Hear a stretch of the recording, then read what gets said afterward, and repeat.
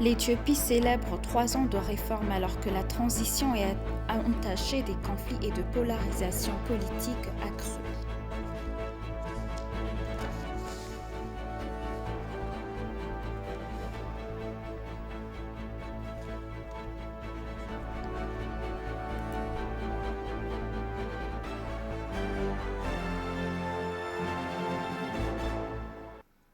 Bienvenue, chers téléspectateurs, c'est Aline Teibaro avec le journal du avril 3. En mars 2018, il y a 3 ans, le Premier ministre Abiy Ahmed est arrivé au pouvoir avec une vision d'unité nationale résumée dans son idéologie de Maddamar ou Assam politique. Cette idéologie a été mise en œuvre avec une série de réformes visant à renforcer les institutions et à élargir l'espace politique, l'inclusivité et les libertés. La célébration de la 3e année du poste de Premier ministre Abiy Ahmed a débuté ici à l'hôtel Sheraton Addis en présence des chefs religieux, des hauts fonctionnaires, des représentants de la communauté et d'autres invités de profil. Suivant les détails.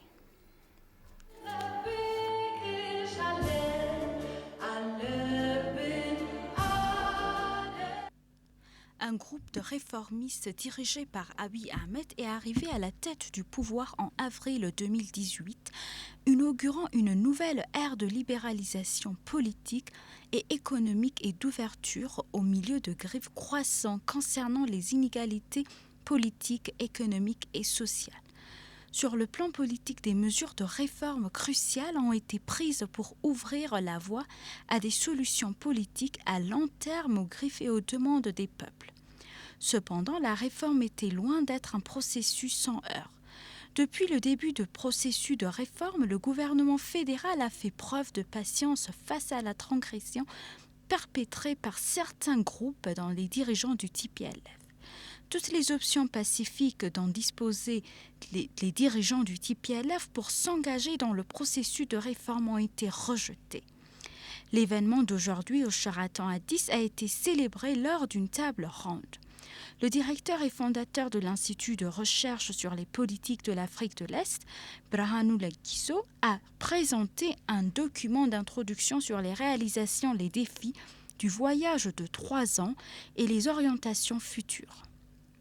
Brahanu a souligné que le changement avait remporté de nombreux succès malgré de nombreux défis, notant que le manque de culture démocratique en Éthiopie était encore confronté à des défis. L'Éthiopie et les Éthiopiens ont une très bonne raison de se préoccupée de l'édification de la nation, bien que la nation ait une réputation de protection de son territoire politique contre les invasions extérieures. Le processus d'édification de la nation et de démocratisation est remis en question.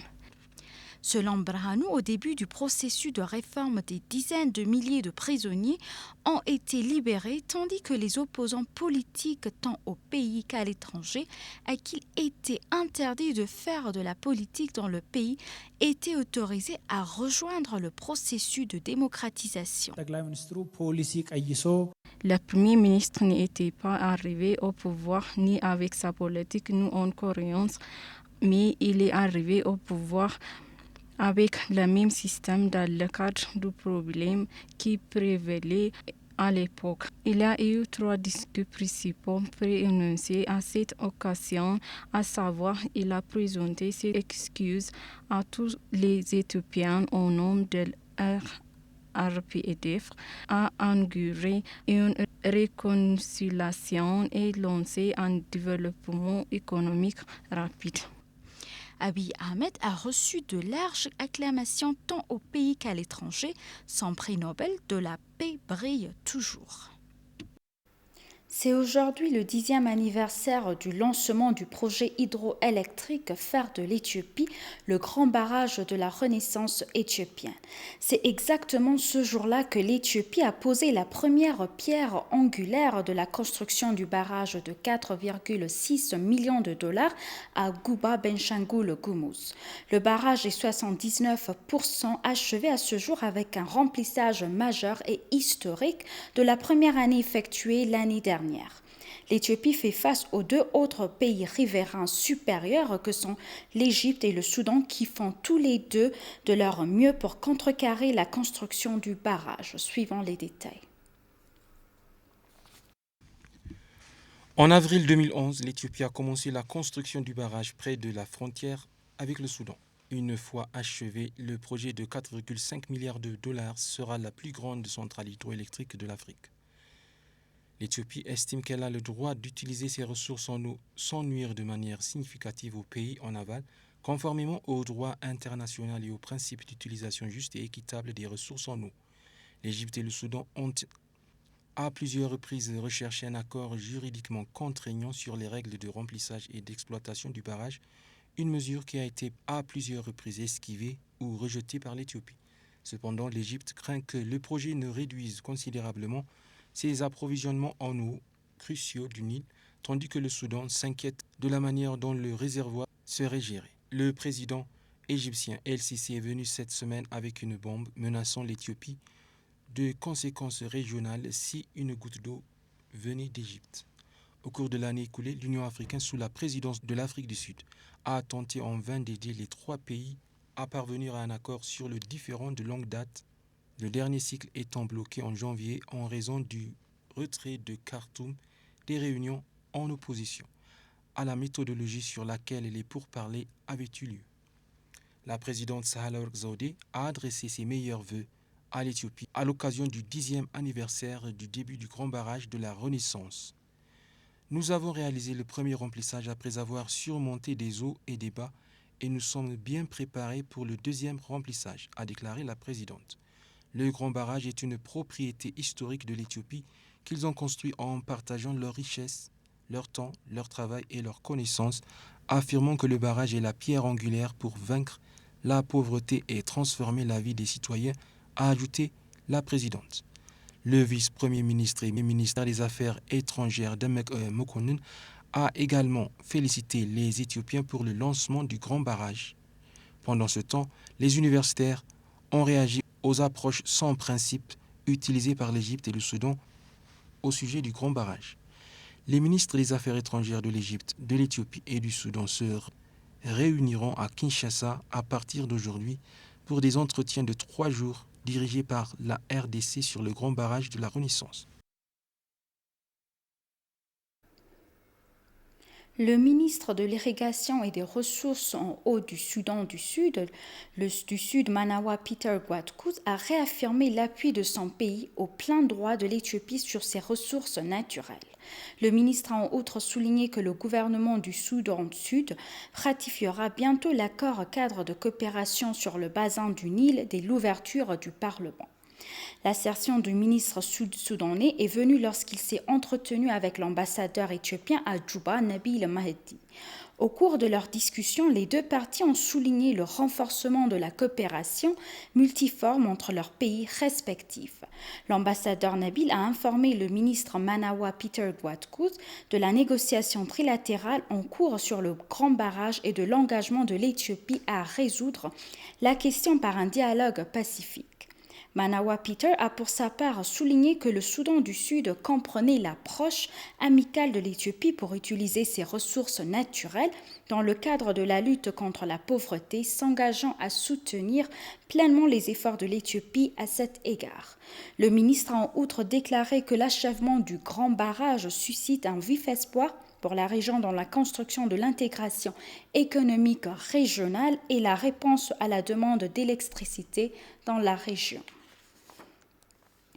Le ministère de la Paix a révélé qu'il travaillait en coopération avec l'IGAD pour rétablir la paix et la sécurité dans la région de la Corne en mettant en œuvre des mécanismes d'alerte rapide et de réponse aux conflits. Les partenaires africains au développement ont adopté un mécanisme pour atténuer les problèmes dans la région de la Corne, a-t-on souligné. Écoutez les détails.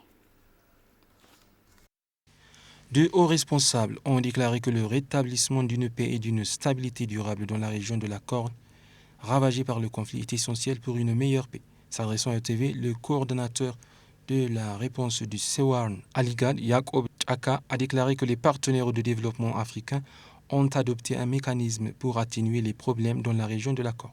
Selon Yacoub, l'IGAD s'est toujours engagé à apporter son soutien à ce pays africain pour résoudre son conflit et son instabilité. Le directeur général de la direction de l'alerte précoce au conflit et de la réponse rapide au ministère, Migbarwa Yalo, a pour sa part déclaré que l'Éthiopie s'efforçait d'identifier les zones sujettes au conflit pour résoudre les problèmes en utilisant divers mécanismes. L'IGAD appelle ses États membres à identifier la préoccupation fondamentale de la communauté afin de résoudre les conflits et les instabilités dans l'accord. La start-up israélienne de l'air pur Ora Air établira une ligne de production et un centre d'innovation pour la formation et la présentation des technologies de l'air pur en Éthiopie, a annoncé la société dans un communiqué. Bien que le centre soit situé en Éthiopie, il servira de base à la réalisation d'autres projets de santé à travers le continent. La réunion a assemblé des ambassadeurs d'Éthiopie, d'Angola, du Cameroun, de la République démocratique du Congo, de Guinée équatoriale, du Ghana, du Nigeria, du Rwanda, du Mozambique et de la Zambie. Aviad Schneiderman, fondateur et PDG d'Ora Air, a déclaré un communiqué que contrairement à Israël, de nombreux pays du monde sont loin de voir la fin de l'ère Covid-19 et il est toujours nécessaire de trouver des moyens de maintenir une routine qui comprend des activités en salle dans les circonstances actuelles. L'Éthiopie a reçu 13 millions de dollars de prêts du gouvernement coréen selon le ministère de la Santé. La ministre de la Santé, Dr Liat Adassa, a déclaré sur son compte Twitter que l'assistance médicale avait été obtenue grâce à des accords bilatéraux. L'accord de soutien comprend la fourniture de respirateurs, de lits d'hospitalisation et d'autres fournitures médicales.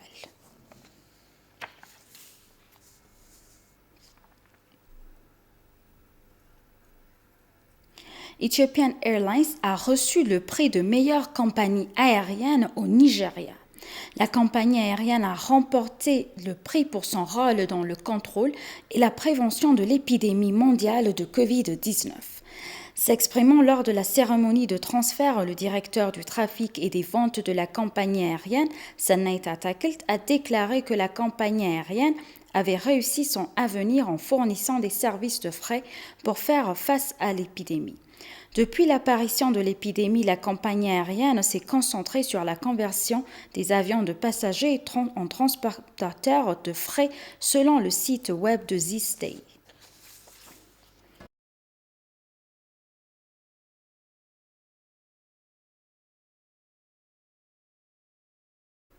Et pour conclure le journal, l'administration de la ville d'Addis Abeba a offert une récompense financière d'un montant de 5,6 millions de birr à l'équipe nationale éthiopienne de football Walias pour sa participation réussie à la 33e Coupe d'Afrique des Nations qualificatives. La maire adjointe de la ville d'Addis Abeba, Adanecha Abebe, dans son allocution lors de la cérémonie, a exprimé sa gratitude pour les joueurs et les entraîneurs de l'équipe nationale qualifiant cette réalisation d'historique. Le secret de votre succès réside dans l'efficacité des travaux de votre équipe.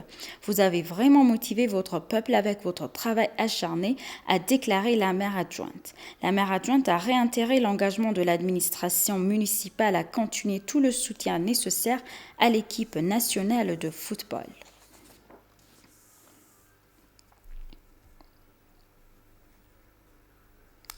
Chers téléspectateurs, nous vous rappelons les titres principaux.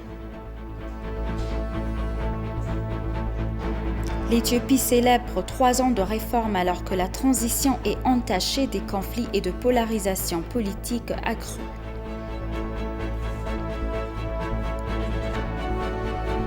Merci, chers téléspectateurs. C'est la fin du journal. C'était Aline Tebaro avec le journal. Restez avec nous avec le reste des programmes. Bonne journée.